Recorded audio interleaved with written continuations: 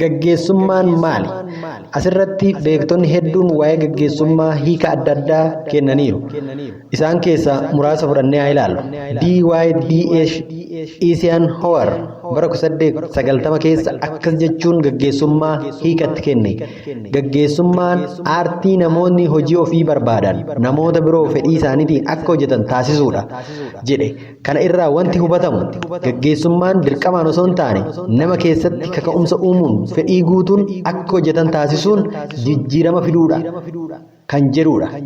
Joo Joosk immoo gaggeessummaan hiree mana hojii murteessuu fi haamilee achi gahuuf dandeessisu qabaachuudha jedhe. Kana jechuunis gaggeessummaan dursanii manni hojii yookaan dhaabbatichi eessa gahu akka qabu galma ofii ifa ta'e kaawwachuu fi kutannoo galmichaa dhugoomsuuf barbaachisa jedha.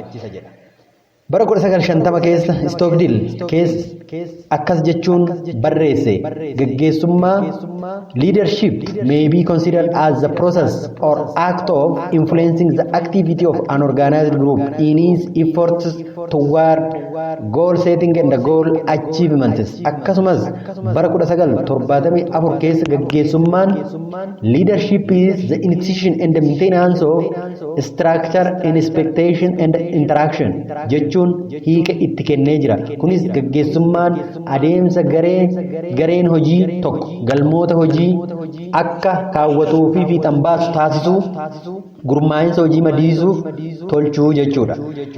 Bara 1961 gaggeessummaa akkas jechuun ibse.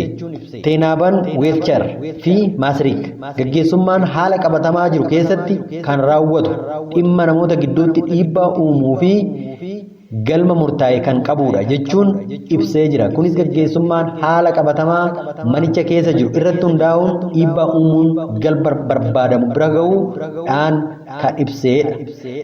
Hayyuun Donnelly H.J.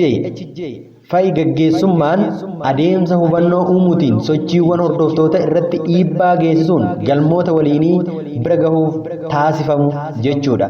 Dabalatas bara 1986 Richard D. fi Engel gaggeessummaan waa'ee mul'ata kaawwachuu fi beeksisuu, duudhaalee gonfachuu fi naannoo hojii mijataa uumuuti jechuun ibsaniiru. Bara 1994 hayyuun Jacques E.F. fi Clement gaggeessummaan adeemsa namni tokko namoota biroof kallattii fi faayidaa waliinii agarsiisuun kaka'umsaa fi kutannoon akka isa hordofan taasisuuti jedhe. Gaggeessummaan adeemsa gaggeessa mul'ata waloo isaanii bu'aa argamu danda'u waliin ibsuun hordoftoota fi duuka hiriirsisuu danda'u akka ta'e ibsaniiru. Bara 1995 hayyuun Kwazas J.M. Posner gaggeessummaan aartii namoonni biroon galma waliitiif kutannoon akka socho'an taasisuuti jedhe. Hayyuun J.C. Maxwell gaggeessummaan dhiibbaa uumuu leadership is influence jedhuun hiikoo itti kennee jira. Akkasuma hayyoonni bulchaanaa fi Hayskin bara 1997 gaggeessummaan adeemsa hawaasummaa akkasumas hayyoonni waliigalanii biyyatti gaggeessan jechuudha. Bara 2013 dhiyoo keessa hayyuun yeroo dhiyoos hiikatti kenne Nerzan kan jedhamu hiikasaa fooyyessuun akka kanaan kaa'e.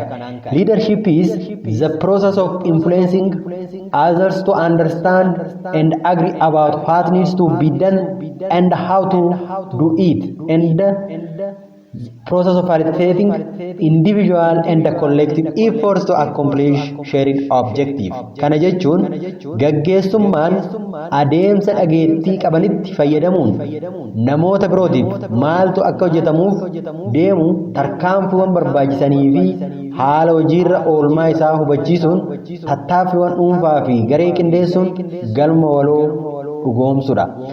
Hayyuun Barnaas jedhamu haaluma hiikawwan hayyoota kanneen kenname kana cimsuun leadership is nothing if not linked to collective purpose. Gaggeessummaan kaayyoo waloo wajjin hidhata yoo qabaachuu baate gatii hin qabu jechuun ibseera. Walumaa galatti hiikawwan hayyoota kennaman kanneen irratti gaggeessummaan tooftaa garaagaraa fayyadamuun hordoftoota irratti dhiibbaa taasisuun galma waloo tokko milkeessuu jechuu akka ta'e ni hubatama. Kana malees gaggeessummaan mul'ata qabaachuufis beeksisuu, gurmaa'insaa fi hojimaata haaraa gaaddidduu fi qopheessuu, aartii adeemsa dhageettii qabaachuu, galma waloo milkeessuuf dhiibbaa taasisuu garee keessatti kan uumamu ta'uusaa nu hubachiisa.